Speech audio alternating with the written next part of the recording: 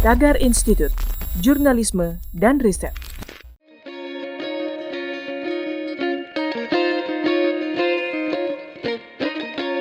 Halo Tagarians, para penonton Tagar TV dan juga pembaca Tagar ID, apa kabarnya? Senang sekali saya Kori Olivia bisa kembali menemani Anda di Tagar TV.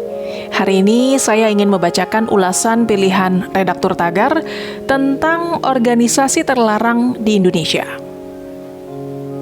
Pada akhir 2020, pemerintah Indonesia resmi menetapkan Front Pembela Islam atau FPI sebagai organisasi terlarang melalui surat keputusan bersama 6 pejabat tinggi negara.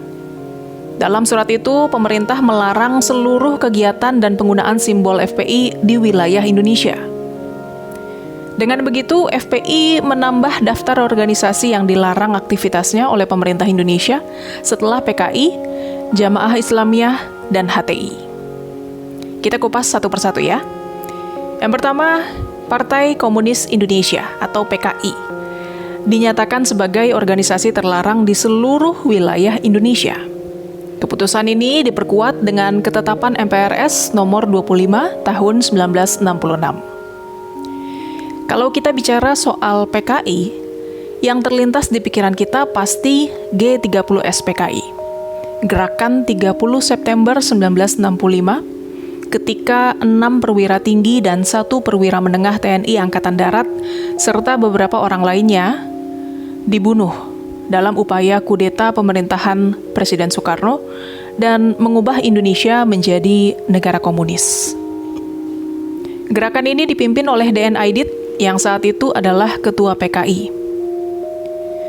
Keenam perwira tinggi TNI AD yang jadi korban dalam peristiwa G30S PKI adalah Letnan Jenderal Anumerta Ahmad Yani, Mayor Jenderal Raden Suprapto, Mayor Jenderal Mas Tirtodarmo Haryono, Mayor Jenderal Siswondo Parman, Brigadir Jenderal Donald Ishak Panjaitan, Brigadir Jenderal Sutoyo Siswodiharjo. Sementara itu, Panglima TNI AH Nasution yang jadi target utama berhasil lolos, tapi putrinya Ade Irma Nasution tewas tertembak dan ajudannya Letu Pierre Andreas Tendean diculik dan ditembak di Lubang Buaya. Keenam jenderal dan juga Letu Pierre Tendean kemudian ditetapkan sebagai pahlawan revolusi. Dan sejak Undang-Undang Nomor 20 Tahun 2009 berlaku, gelar itu juga diakui sebagai pahlawan nasional. Selain 8 nama tadi, beberapa orang lainnya yang juga menjadi korban pembunuhan PKI di Jakarta dan Yogyakarta adalah Brigadir Polisi Ketua Karel Satsuit Tubun, Kolonel Katamso Darmokusumo, dan Letnan Kolonel Sugiono Mangunwiyoto. Setelah peristiwa itu, rakyat menuntut Presiden Soekarno membubarkan PKI. Dan Bung Karno pun langsung memerintahkan Maijen Soeharto untuk membersihkan semua unsur pemerintahan dari pengaruh PKI.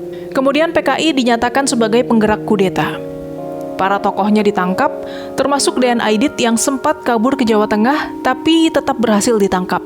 Berbagai kelompok masyarakat juga menghancurkan markas PKI di berbagai daerah, termasuk menyerang lembaga, toko, kantor, dan universitas yang dituding terkait PKI. Pada akhir 1965, diperkirakan sekitar 500.000 sampai 1 juta anggota dan pendukung PKI diduga jadi korban pembunuhan.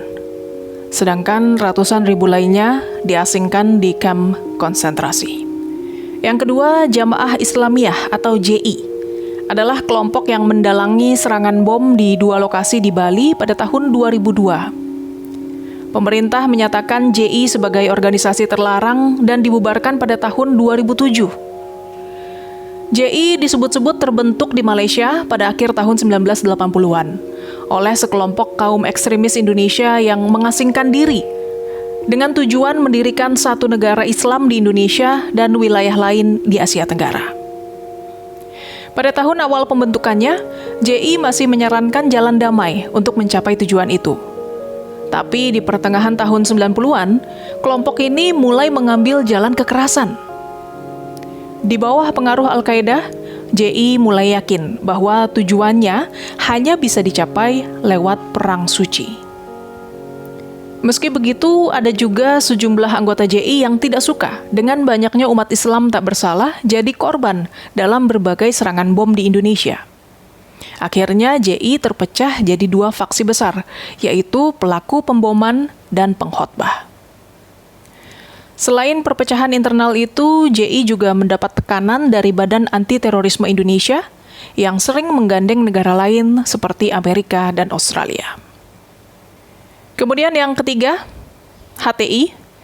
Pemerintah mencabut izin organisasi Hizbut Tahrir Indonesia atau HTI pada 2017 karena dinilai menyebarkan faham khilafah yang tidak sesuai dengan Pancasila. HTI masuk ke Indonesia pada 1983 oleh Abdurrahman Al-Baghdadi, seorang mubalik sekaligus aktivis Hizbut Tahrir yang berbasis di Australia. Ia mengawalinya dengan mengajarkan pemahamannya ke sejumlah kampus di Indonesia, hingga akhirnya menjadi sebuah gerakan. Induk HTI sendiri adalah Hizbut Tahrir di Palestina, yang didirikan oleh Taqiyuddin An-Nabhani pada 1953. Secara garis besar, Hizbut Tahrir memiliki tujuan menghidupkan konsep politik yang diklaim sebagai kewajiban dalam kitab suci, sunnah, dan telah diwujudkan dalam sejarah kekuasaan Islam sejak era Nabi Muhammad sampai kejatuhan Imperium Utsmani pada abad ke-18 Masehi.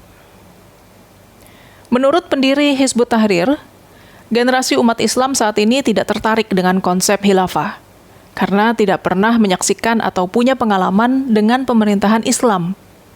Hingga akhirnya umat Islam menggunakan falsafah hidup lain yang membuat kemurnian Islam terkikis.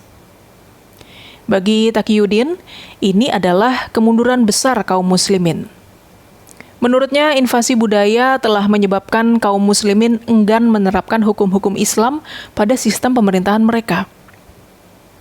Secara umum, Hizbut Tahrir mengupayakan adanya kesatuan tunggal bagi seluruh umat Islam di dunia. Cita-cita yang menerabas batas,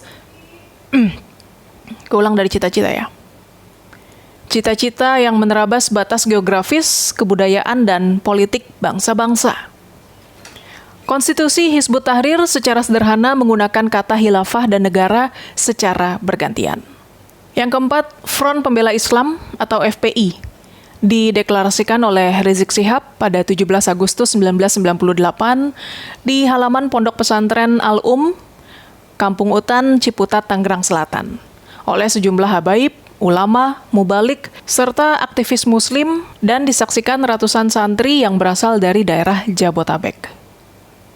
Sebenarnya kehadiran FPI tidak dapat dipungkiri karena buah manis dari reformasi tahun 1998 yang diinisiasi oleh Pasukan Pengamanan Masyarakat Swakarsa atau PAM Swakarsa.